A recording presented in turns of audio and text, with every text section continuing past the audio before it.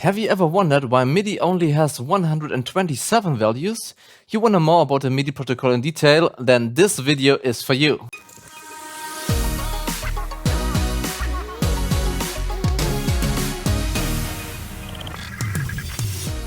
Hey guys, and welcome to Like Cave Inside. I'm Marcus, and the topic for today is MIDI Protocol Deconstructed. In the last video about the MX512, a lot of you guys asked me to talk about a bit more detailed of the theoretical part. My intention was to focus only on the practical and useful side, but okay, if you want, we can go into more details. So let's get started with some short MIDI theory. MIDI was created or developed in 1981 as MIDI 1.0 and introduced in 1983 at a NAMM show.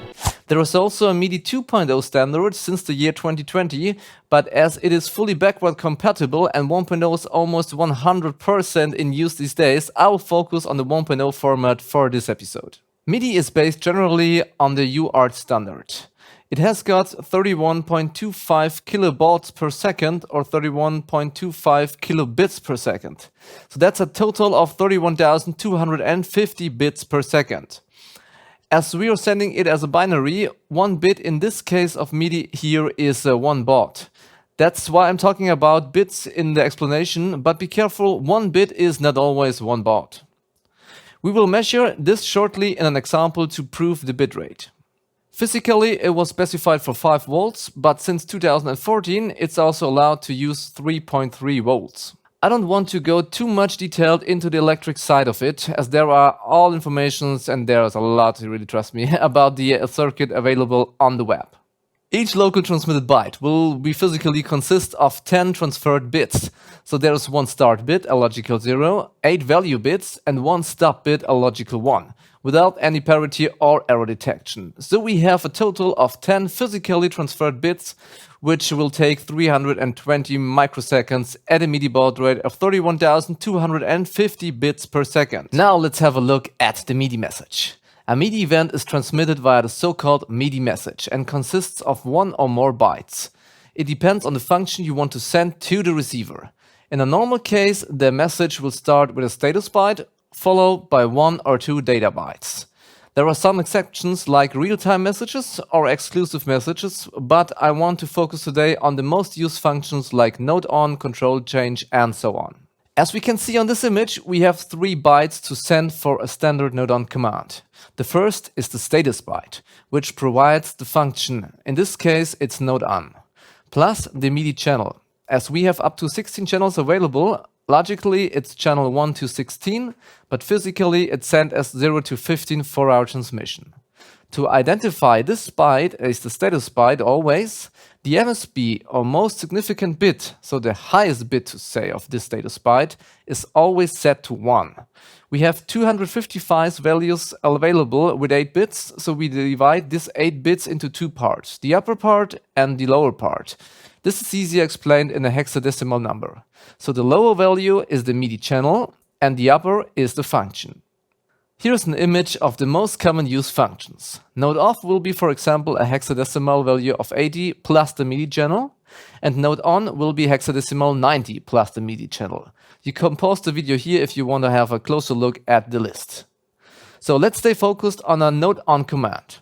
For example, we want to send a note on with a middle C, that means the note value of 60 and the velocity of 127 on channel 1. So that means we need 3 bytes to send. First of all, the status byte with the command and the MIDI channel, and then the data byte with our note, in this case a middle C, it's in decimal 60, and the second data byte with the velocity of 127. So let's create the status byte first. Note on command is hexadecimal 90, and then let's add our MIDI channel. So we want to use channel 1, so that means 1 minus 1 equals 0. And now we have to add this value to the hexadecimal of 90. So surprisingly, it is also 90 because we have the channel 1 physically 0. Now let's convert hexadecimal 90, which is 144 in decimal, to binary. So that will be 1001 0000 in binary. Left is the upper part and right is the lower part. So we need to send in binary the values of 1001, 0000 from right to left, because we are starting with the lower bit and then with the upper bit. Okay, this is our status byte. Now let's create the first data byte, which provides the note. We only have to convert the note, it's a middle C, which is a value of 60 in decimal, to binary. And so that equals to 0011 1100 in binary. And now let's create the second data byte, which includes the velocity of our note on command. For this, we only have to convert the decimal value of 127 in our case to a binary again. So that equals 0111 1111 in binary. To identify a byte as a data byte, the MSB, so the most significant bit, needs always to be set to 0. So this is the reason why we only can send values up to 127 in the MIDI world. Oh no! As we only have 7 bits available to send with values. And not 8 as in other protocols, because the MSB, the highest bit to say, is there to identify a byte as a status byte or a data byte, and could not be used for any other values. Okay, now, the fully MIDI message we want to transmit is the status byte 1001 0000. Note on command and MIDI channel 1 -1. The data byte, it's 0011 1100. That's the middle C, so 60 in decimal. And the data byte 2, it's 0111 1111. That's the velocity of 127 in decimal. So these are the logical values we need to transmit. But if we have a closer look at the physical side, we need to add a little bit more, as we have learned earlier. So every transmitted byte needs a start bit and a stop bit. The start bit is a logical 0 and the stop bit is a logical 1. So now to speak physically, a logical transmitted 0 is physically 0 volts and a logical transmitted 1 is physically 5 volts or 3.3 volts, depends on the transmitter. Alright, now let's have a closer look at the oscilloscope. So we switch to the oscilloscope and let's send some MIDI data over here. So we see something coming, and now let's trigger on that data and then zoom in a little bit. So this should now be our note C, so 60 at channel 1 with a velocity of 127. So first of all, let's identify some bit. As we can see here, this is 1 bit of our transmission. So let's measure first this bit. For that, I zoom in a little bit. Much bit in here. And then we go to start point, and then we go to the end point.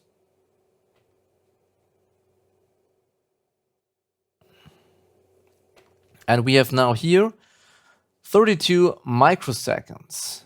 And 32 microseconds, that means if I divided 1 through 32 times 1000, that means we have 31.25 kilobits per second, or times 1000, 31,250 bits per second. So this is our baud rate, which we need to use. Okay, let's zoom out a little bit. And now I can say we have a fully transmission of 1 byte for 10 times this time.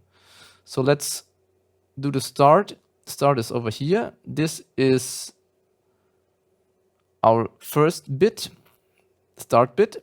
And then we have a time of 320 microseconds. That should be until here. So now you can see in that range that we have the start bit, the 8 value bits, and the end bit, which is 1. And the start bit is here down to 0. So this is the first byte. Then we have the second byte. Let me move it a little bit around. So the second byte, this is the first data byte, is this one here.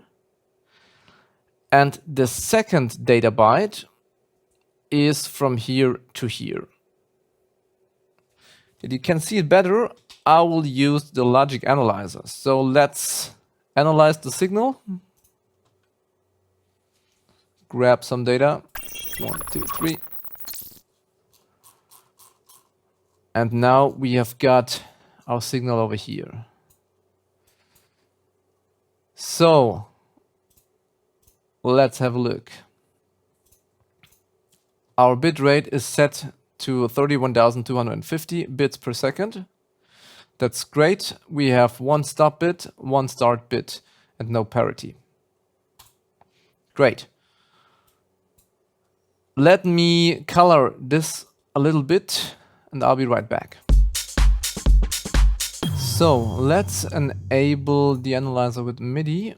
And now we can see that this here, from this up to there, is our first status byte. So we have here the start bit, then we have the first value, second, third, fourth, fifth, sixth, seventh, eighth value, and then we have the stop bit. So now don't get confused if you write binary, so you start from here. So this is 1, this is 2, this is 4, this is 8, 16, 32, 64, 128. And if we are using, or if we are getting the signal, so we start from here and now we read it as least significant bit first. That means this is 1, this is 2, 4, 8, 16, 32, 64, and 128. So as we can see here, the first 4 are down to 0, like this, 0, 0, 0, 0. Then the fifth is down to is up to 1, sixth and seventh is 0, and the eighth is up to 1. That means this here is the identifier if it's a data byte or a status byte. And as we saw in the specification, if this one is up, it is a status byte. So now let's do the same for the next one. I will color this up and be right back. Okay, so this here is the status byte.